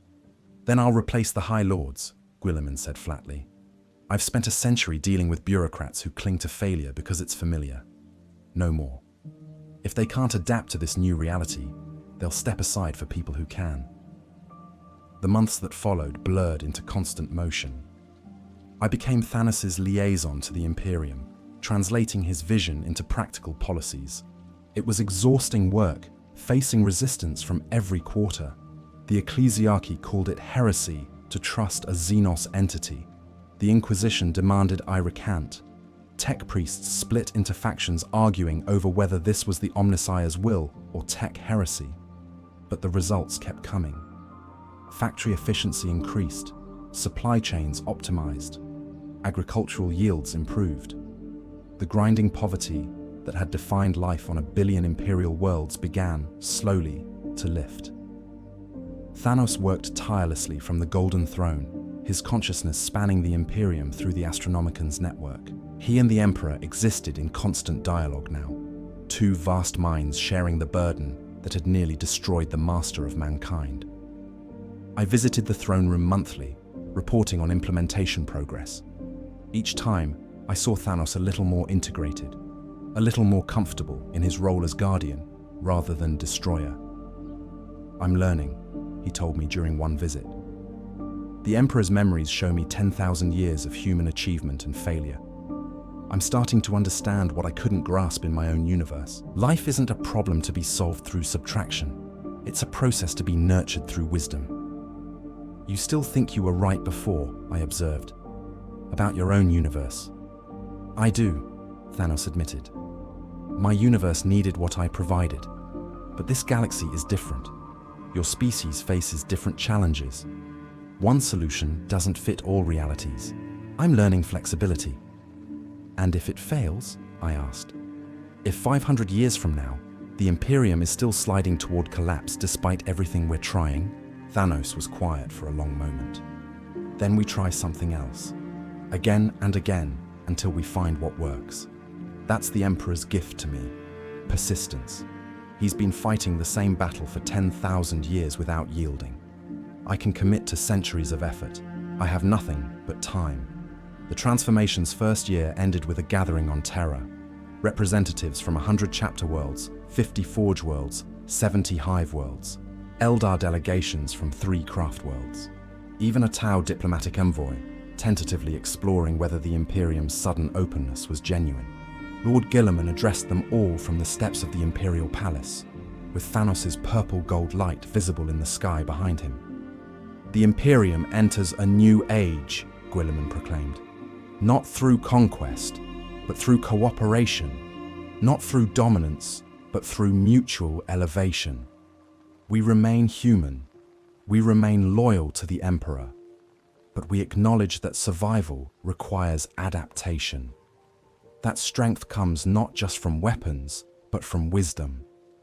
This is the path forward. Join us or step aside. It wasn't unanimous acceptance. Couldn't be. Not for something this fundamental. Whole sectors remained skeptical. Some Space Marine chapters refused to acknowledge Thanos' legitimacy. The ecclesiarchy fractured between reformers who saw this as divine will and traditionalists who called it the greatest heresy in Imperial history. But enough joined. Enough committed to trying. And slowly, grudgingly, the Imperium began to change in ways that would have been unthinkable a year before. Standing in that crowd, watching history unfold, I thought about the data slate I'd carried into the throne room months ago. My proposal that Thanos had rejected. How I'd thought I'd failed. But I hadn't failed. I'd started a conversation. Planted a seed that the Emperor had nurtured into something larger than I could have imagined. Sometimes salvation doesn't come from having the perfect answer.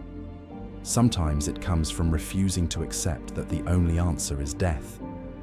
Chapter 8. The Long Game. 20 years after Thanos sat on the Golden Throne, I stood in the Sanctum Imperialis for what I knew would be my final visit. Age had caught up with me despite Juvenat treatments. 87 years old, which was elderly even for an Inquisitor with access to life extension technology. My body was failing. My mind remained sharp, but my time was measured in months now, not decades. Thanos looked exactly as he had the day he'd arrived. Immortal, unchanging, patient. But I saw differences in his eyes.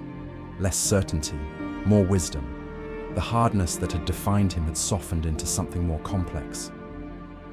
"Inquisitor Varn," he greeted me. "I heard you were ill. I could help with that. The Emperor's power includes healing. I could give you another century." "No, thank you," I said, settling into a chair that servitors had placed near the throne. "I've lived a full life, done work that mattered. I'm ready for whatever comes next."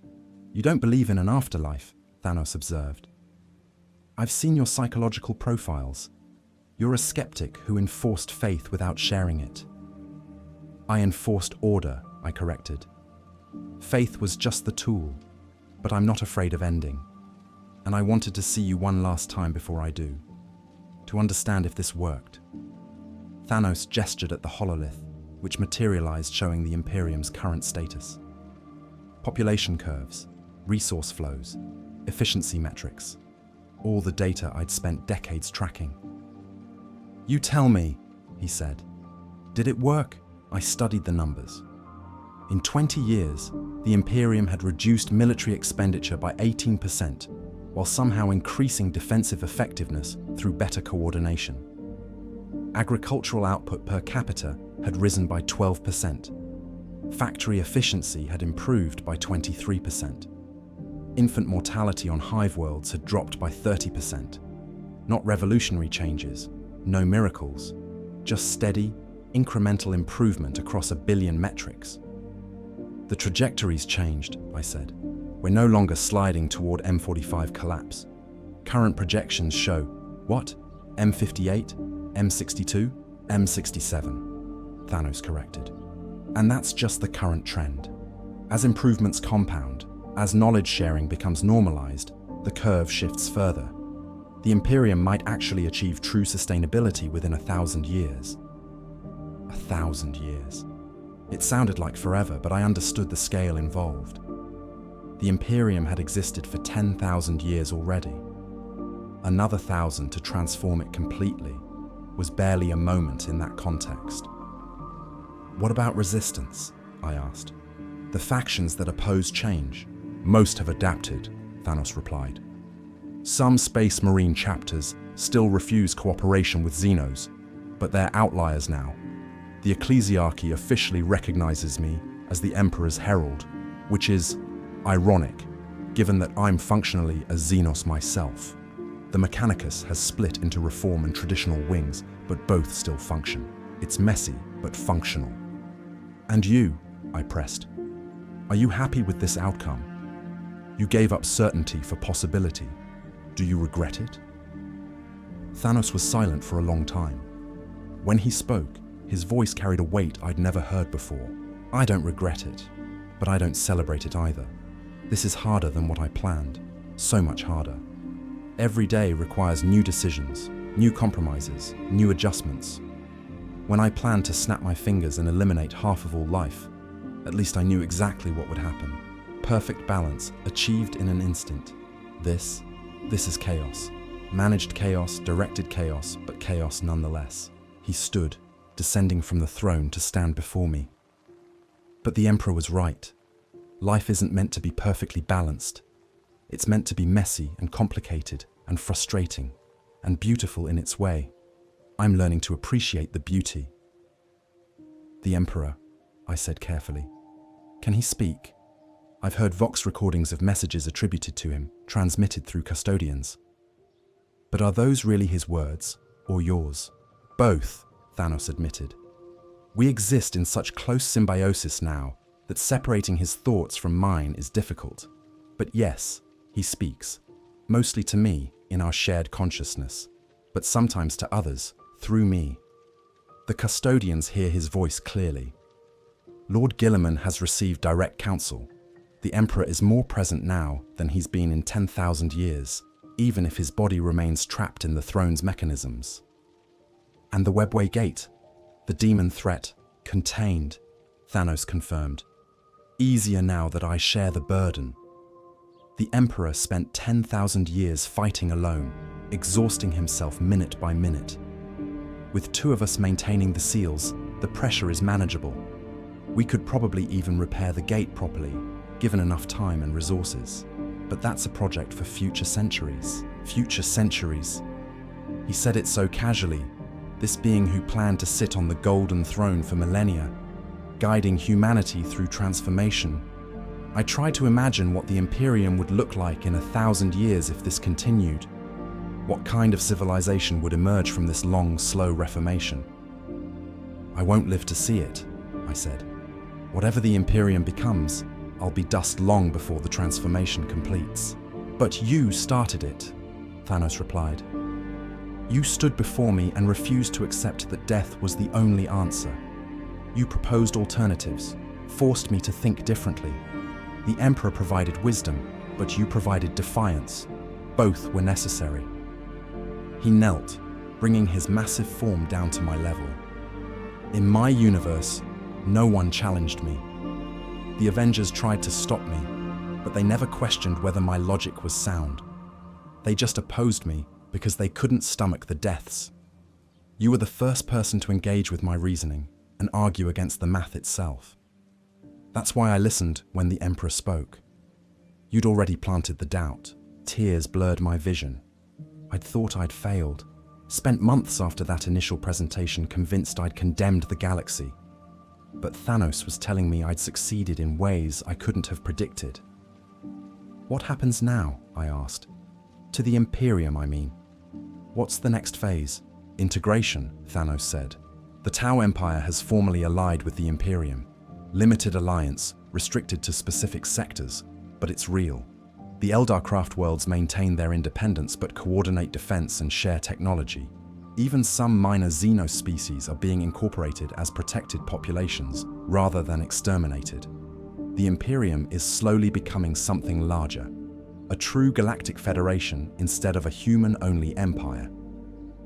The Emperor accepts this? I asked, shocked. The Master of Mankind had built the Imperium on human supremacy. The Emperor is 10,000 years wiser than when he started, Thanos replied. He watched humanity struggle in isolation and saw where that led. Now he's trying something different. Not abandoning humanity, but accepting that survival might require cooperation. It's a difficult adjustment for him. Some days we argue for hours in our shared consciousness. But he's committed to the experiment. A servitor approached, carrying medical equipment.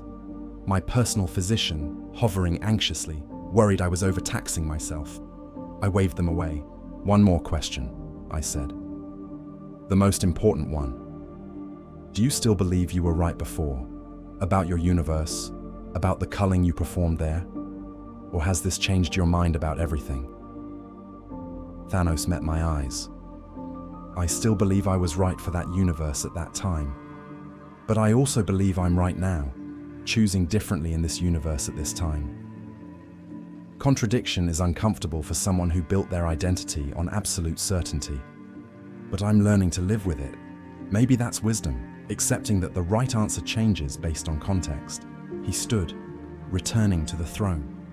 Thank you, Inquisitor Varn, for your service, for your defiance, for helping an old monster learn new tricks. Thank you, I replied, for choosing differently, for proving that even gods can change their minds. I left the throne room for the last time, Sarah supporting me as we made our way through corridors I'd walked 1,000 times. Outside, Terra sprawled beneath a sky where purple-gold light had become as familiar as the sun. A new normal, already integrated into daily life. I died 3 months later, peacefully, in my sleep. But before I went, I completed one final task. A report, compiled over 20 years, documenting everything I'd witnessed. The arrival of Thanos, the Emperor's intervention, the transformation's beginning. All of it recorded in meticulous detail. I titled it simply, "The Day a Monster Became a Guardian," and I transmitted it across the Imperium, adding it to the official histories. Because future generations needed to know, needed to understand that salvation had come not through faith alone, not through military might, but through the willingness of beings to question themselves and choose differently.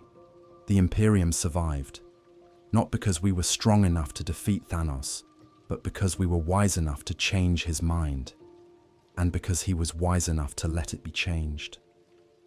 That's the truth I carried to my grave, the truth I wanted preserved. Sometimes the greatest victories come not from fighting harder, but from thinking differently, from refusing to accept that the only path forward requires death, from insisting against all logic and evidence that life deserves a chance to surprise us.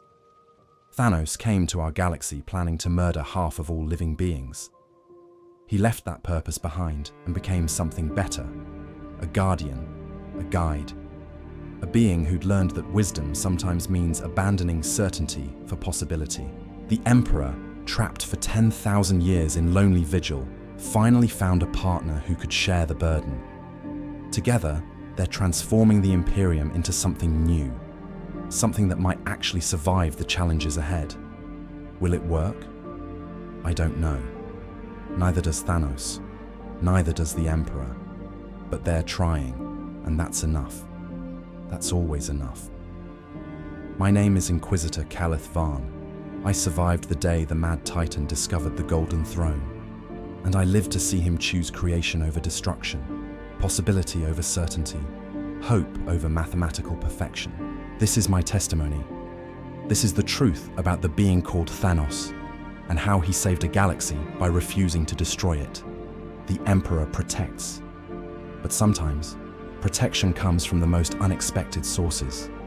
Even from a purple giant from beyond the stars, who learned that balance doesn't always require death. Sometimes it just requires patience, wisdom, and the courage to admit you might be wrong.